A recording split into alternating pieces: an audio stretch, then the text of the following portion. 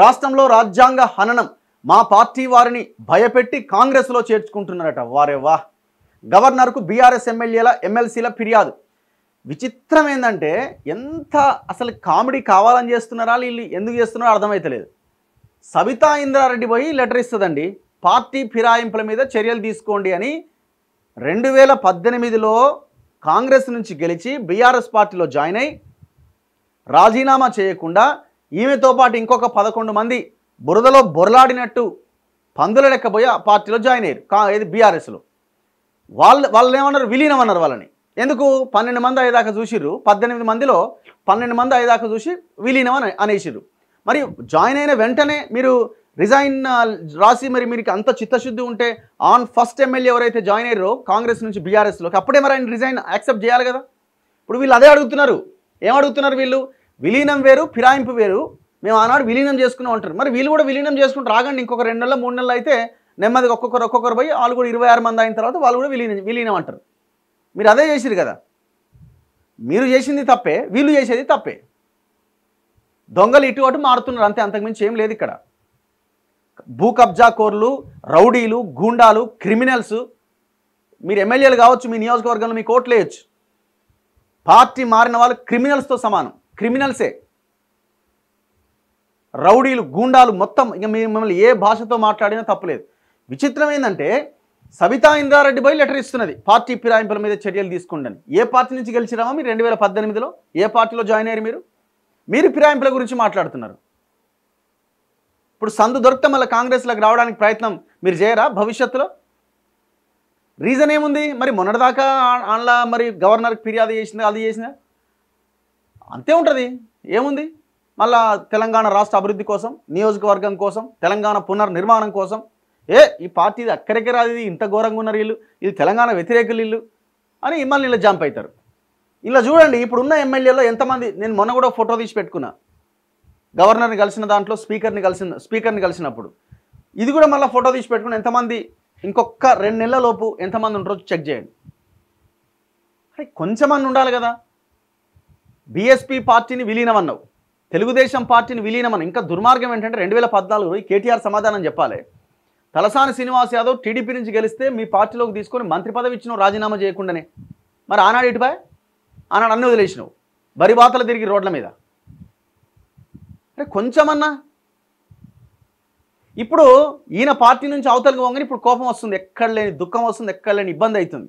ఇప్పుడు రాజ్యాంగ హననం, అప్పుడేమో రాజ్యాంగ ఏమంటారు అప్పుడు మరి?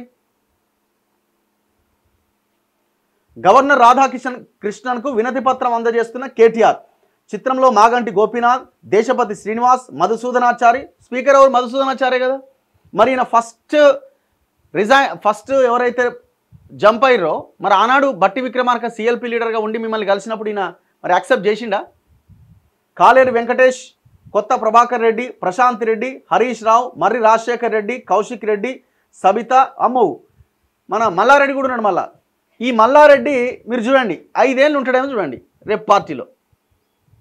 ఇంకా నయమే మల్లారెడ్డితో ఇప్పియలే అని ఉంటారు. ఇవ్వండి మీరు అంటే వద్దొద్దు, ఏమో ఇది ఎందుకు వచ్చిన గొడవరా అని. ఈయన ఉంటాడండి పార్టీలో. అయితే కాంగ్రెస్లోకి లేకపోతే బీజేపీలోకి పోదామని విశ్వ ప్రయత్నం చేస్తున్నాడు. ఇప్పుడు ఆయన తక్షణం వాడు రాహుల్ గాంధీని కలవడానికి ఇక వెయ్యని స్కెచ్ లేదు. ఇక కాకపోతే ఇక్కడున్న లీడర్లు ఇజ్జత్ పోతట్టుంది అని ఆలోచిస్తున్నారు. నాకు తెలిసి నేడో రేపో కాంగ్రెస్లోనా లేకపోతే బీజేపీలోనా జాయిన్ అవుతాడు. మీరు చూసుకోండి, రాసి పెట్టుకోండి. వాణిదేవి, కోవలక్ష్మి, సత్యవతి రాథోడ్, వివేకానంద గౌడ్. ఇందులో దాదాపు ఒక 6 నుంచి 7 ఉండరు. ఇలా మీరు ఫోటో తీసి పెట్టుకోండి, మీరు కావాలంటే చూడండి.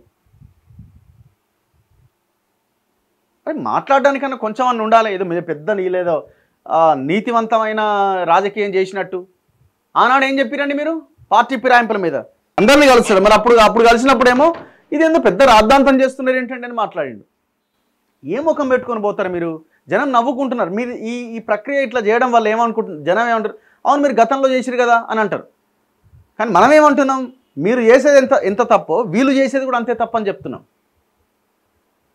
ఒక పార్టీ ఎమ్మెల్యే కానీ ఒక పార్టీ ఎంపీ కానీ ఏ ప్రజాప్రతినిధి అయినా ఆ పార్టీ సింబల్ మీద గెలిచిన వ్యక్తి ప్రజాప్రతినిధి ఒక పార్టీ నుంచి గెలిచి ఇంకొక పార్టీలోకి పోయిందంటే ఆటోమేటిక్గా ఆయన సభ్యత్వం రద్దయిపోవాలి ఇమీడియట్గా.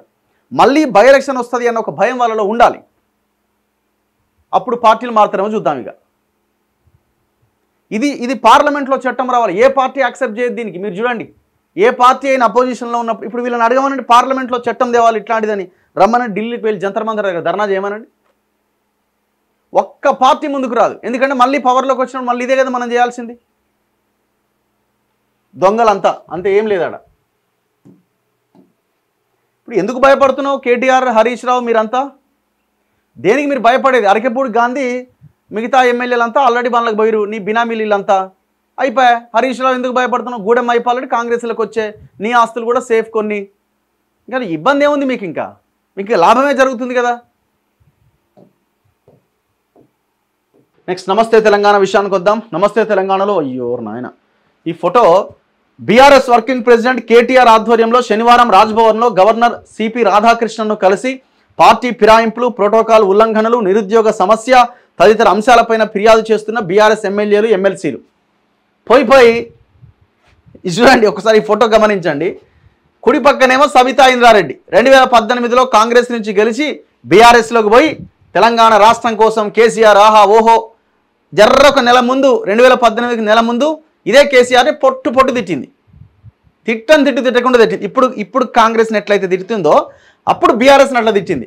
నెల కట్ చేస్తే పోయి బీఆర్ఎస్లో జాయిన్ అయింది.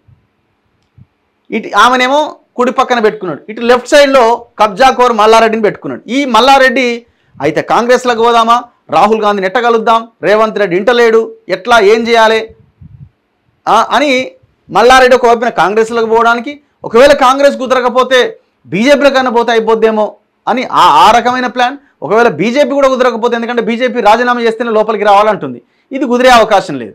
సో అక్కడ బీజేపీది ఇబ్బంది అవుతుంది. ఇక లాస్ట్కి చంద్రబాబు నాయుడు ఎన్డీఏని గ్రిప్లో పెట్టుకున్నాడు, ఎన్డీఏ గవర్నమెంట్లో కీలకంగా ఉన్నాడు. ఒకవేళ చంద్రబాబు పక్కకు జరిగితే ఎన్డీఏ కూటమికి ఇబ్బంది అవుతుంది. సో అట్లాంటి చంద్రబాబు రేవంత్ రెడ్డి కూడా చాలా దగ్గర. సో నా భూముల నుంచి నా ఆస్తుల నుంచి నన్ను కాపాడుతాడు, నా ఆస్తులు పోకుండా, నా ఆస్తుల మీద కేసులు కాకుండా అని అవసరమైతే టీడీపీలో పోవడానికి కూడా రెడీ అవుతున్నాడు. ఇట్లాంటి ఆయనను ఎడమ పక్కన పెట్టుకున్నాడు. ఇక మధ్యలో నిలబడి లెటర్ ఇస్తున్నాడు. ఇక జుడి కథ ఎట్లుందో. ఈయన రాజ్యాంగం గురించి, రాజ్యాంగ హననం గురించి బీఎస్పీని, టీడీపీని, కాంగ్రెస్ని మొత్తం అందరు ఎమ్మెల్యేలను గుంజుకొని విలీనం చేసుకున్నది మీరు కాదా? మీ పార్టీ కాదా? ఏ ముఖం పెట్టుకొని మీరు ఇవాళ గవర్నర్ని కలిసి ఇస్తున్నారు? మీరు మాట్లాడిన మాటలు ఒక్కసారి గుర్తు తెచ్చుకోండి. కేటీఆర్ ఏమన్నావు నువ్వు? ఇది కామన్గా జరిగేదే అండి. ఇదేదో దేశంలో కొంపలు మునిగే ప్రక్రియ జరుగుతున్నట్టు, సాధారణంగా జరిగే ప్రక్రియని వాళ్ళు వస్తామంటే మేము ఊకుంటామా, తీసుకోకుండా ఉంటామా? మీ నాయనే అన్నాడు ఆ మాట, నువ్వు కూడా అన్నావు. మళ్ళీ మీరు ఎట్లా మరి? ఇప్పుడు ఇది మరి వాళ్ళు కూడా అదే అంటారు ఇప్పుడు సాధారణ ప్రక్రియ అని. చాలా మీకు దమ్ముంటే పార్లమెంట్లో ఒక చట్టం తీసుకురావాలని జంతర్ మంతర్ దగ్గర ధర్నా చేయి పోయి, ఢిల్లీలో జంతర్ మంతర్ దగ్గర కూర్చొని అన్ని పార్టీలని కలుపుకుపోయి, ఒకవేళ పార్టీ మారిన ప్రజాప్రతినిధి ఎవరైనా ఉంటే ఆయన సభ్యత్వం ఇమీడియట్గా రద్దు అయిపోవాలి, ఆ రకమైన చట్టం పార్లమెంట్లో రావాలి అని ఒక మూమెంట్ స్టార్ట్ చేయండి. అంతా దొంగ లెటర్లు, దొంగ వ్యవహారం ఇదంతా. ఇప్పుడు ఇందులో దాదాపు ఒక 10 మంది ఎమ్మెల్యేలు ఉన్నారు. ఎంతమంది ఎమ్మెల్యేలు మారబోతున్నారో చూడండి మీరు నెల రోజుల్లోపు.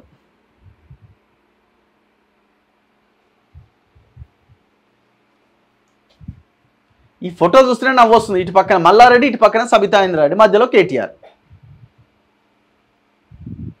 చూసుకోవాలి కదనే, ఇటు పక్క ఎవరు ఉన్నారు, ఇటు పక్క ఎవరు ఉన్నాడని కనీసం.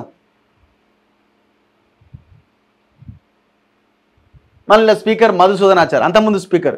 ఈమె మారినప్పుడు ఈయనే స్పీకర్. కాంగ్రెస్ వాళ్ళు పోయి ఎంత మొత్తుకొని కంప్లైంట్ చేసినా ఈయన అసలు ఆనాడు ఈయనే పోయిండు ఆడికి. ఏమి రాజ్యాంగం గురించి మాట్లాడతారా మీరు?